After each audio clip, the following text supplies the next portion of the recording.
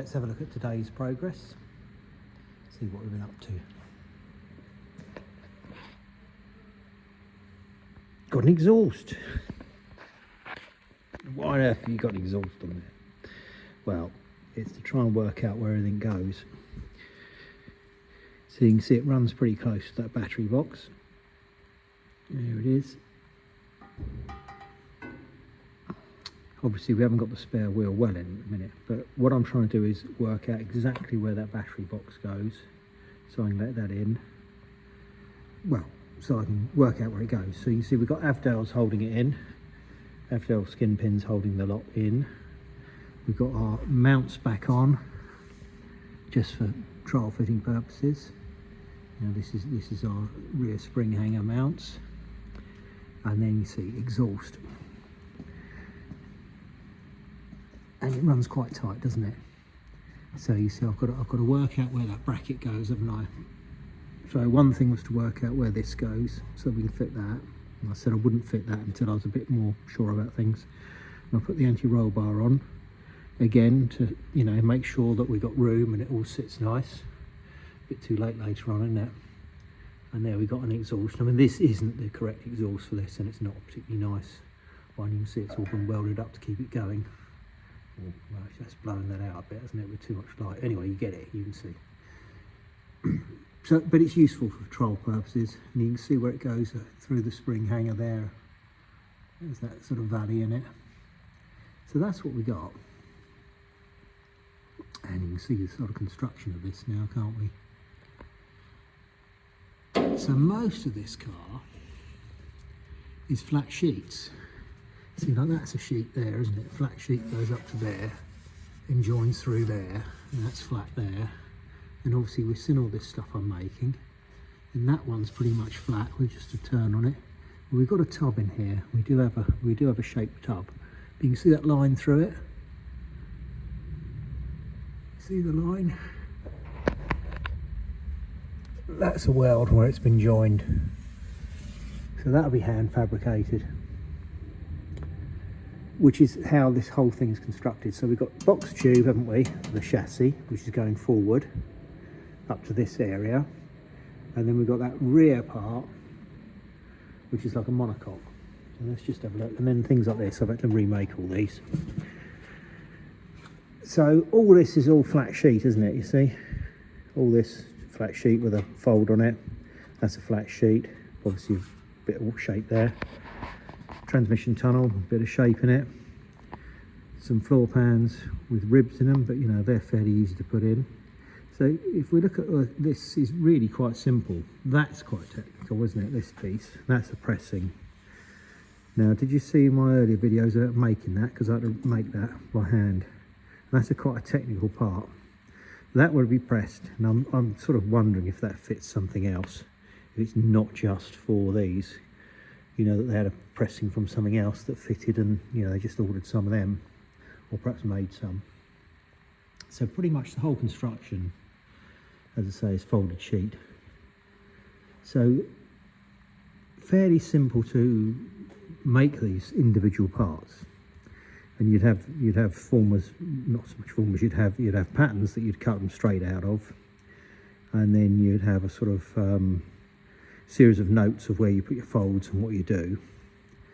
So it'd be fairly simple construction. So you wouldn't have to be that skilled. You wouldn't have to be a full coach builder to construct this. And you also wouldn't need press tooling. You know, you'd be able to do it with fairly simple press brake and a guillotine and so on, and a pair of tin snips really. So if we have a look up on here, on my wall, these are all various patterns and formers and things I've made, mainly for Fiat Dino panels. And that's what they'd have. They'd have a whole wall of things, and they could take the bits down and make them. So yeah, so that's the lower A-post thing on a Dino Spider. And that shows me folds and where they go. So all I need to do with that is basically draw around it. And then I can cut it out and put the folds where they go, and then I've made one. But obviously it took me development time to work out what that should be.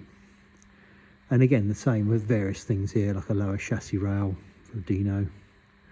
All sorts of stuff anyway, you know, part made things and patterns and so on. Then you can see got sort of patterns here for other stuff on it.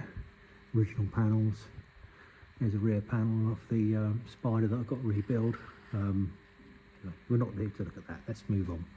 But you get the gist. Well, there's some Maserati stuff. So that's on a Mistral. That's one of the strengthener bits or something. Can't remember what that is off. Well, I do remember, but I can't remember which bits. And then, of course, there's a pattern for that bracket that we're just looking at on the car. And then that was a little former I made up for doing the B post, for doing that where the striker plate goes onto it. So yeah, that's what they'd have at the factory.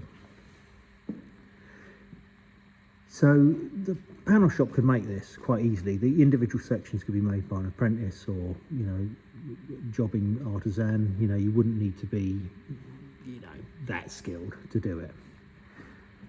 So once you've, you know, got through the stage I've been doing, which is restoration, so I'm having a sort of effectively my work on this has been a little bit like pre-production.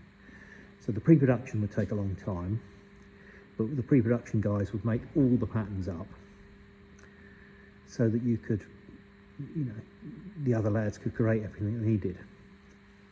So it wouldn't be that difficult. You know, and then time-wise, well, it'd all go on a big jig and all be welded together. But you can see the chassis is all box section. It's all these boxes. So again, a fairly simple thing to do, you know, to construct. It's not parallel, obviously where the cross members are, but you can see there's different shape in this chassis here, that chassis to that side. So it goes around the engine and the exhaust and things like that. So it's not symmetrical. It's a strange thing. But obviously the bits that count are going to be symmetrical. And there's our spring mounts. You see that's where the front spring mounts in there, in here. So that's actually in the car, and there's a bit of carpet or leather trim over it. So you get the idea. So that's what I reckon is, you know, be relatively easy to construct it. You know, you wouldn't have to be that skilled to do a lot of it. I'm not belittling their skill sets. I'm just saying that, you know, a lot of it could be made quickly with these patterns and folded up. You know, making bits like this is fairly simple if you've got a pattern and you know what's being asked of you. Then fitting it all together would be, you know, obviously it's all got to go in the right place, but you know, you'd have datums to work to. So that's how I think it was done. And to prove that point, we'll have a look at this magazine, shall we? So here we go. I need my glasses on for this one, but this will illuminate it, won't it? So this is an old copy of Road and Track from '68, and there we have it. You recognise that? That's our chassis, isn't it? That's our boot area that we've just been looking at. I mean, you'll recognise this from what we've just been looking at. And there are all our box sections, aren't they? Now, why are they all short like that? Because they've already been cut to length, isn't it? So someone had the job of cutting all them to length, the length required, and then someone had to stick them all together, didn't they, on this jig. But you can see here, you can see like that, where it goes up there, and you've got mounting points on it. So everything would go in the right place. You'd bolt all this in here. You see all here, they've got a framework underneath it, and various clamps and things. So, you know, and there's a sort of tower off of there, a bit like what I've got from the rear spring hangers that I'm using on the select jig. So, you know, they can't really go wrong with this thing, working on that jig, and that would be it. So the chassis was done in the frame shop at Maserati in Modena, and then that frame went up to Turin, to Maggioria, who were the coach builders, who actually put, you know, all this aluminium body on it. And it's an aluminium body. They never made a steel one. So when people say rare aluminium in an article, they're all aluminium. A rare one would be a steel one. And people insist they are made of steel, some of them, but they were never made of steel. The rear clip on a Spider is steel, but the rest is aluminium. That tailgate there is steel, but that's just almost an aperture to hold the glass. But everything else out of panel is aluminium. So that's a 300-kilometre journey in that little Fiat truck. That's going to take nearly 8 hours. to drive up there. So I'd imagine they went up there with a chassis, and here you are, they're coming back with the clothed one. And then that went to Padane, which was a coach builder, or Carrozzeria in Modena, and they would basically finish it. They would do it all. So there's their bloke, you know, with his pot of tar, putting the underseal on it, and you know, so we don't get it going too rusty. As we know, it did go a bit rusty. Yeah. And then this chap here, he's making all the chrome trim. Like you might have seen me making chrome trim for these. I like to make a lot of trim.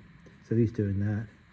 There's a dashboard. That's hand finished. You know, that's out of aluminium.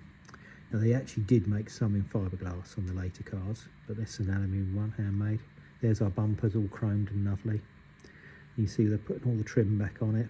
But you can see how many of them are working on it. So you've got 2 blokes in the car, 2 on there, 1 there, 1 there. So that's what, 6 guys working on that car in unison. So, you know, they'd move it along quickly because of that. Look, he's happy, look. He's got the job of sorting out the bumper or something. But yeah, this guy's still working at the back. So you can see how busy they are. And it goes on, it gets to this stage at the coach builders, and then it goes off to across town to Maserati themselves. Now, whether they wheeled it across, you know, down the cobbled streets type of thing, I don't know. I'm assuming they had something to put it on. You see here it's got into Maserati, and they've got rear axles, so that's your Salisbury back axle. Came all the way from England. They're popping that in. There's our engine and gearbox going in. See, here's some on some old pallets. So they're all ready to go in with a ZF gearbox. And here's the actual production line they go along. So they go along this gantry, they get pushed up onto it one end, come along, and it'll all be done, all the underneath stuff, I guess, prop shafts, and, well, I don't know what they did on there. And here's outside the works. And this one's got a prober plate on it. It's just been a road test with this chap. Well, that's Bartocchi, isn't it? The famous test driver.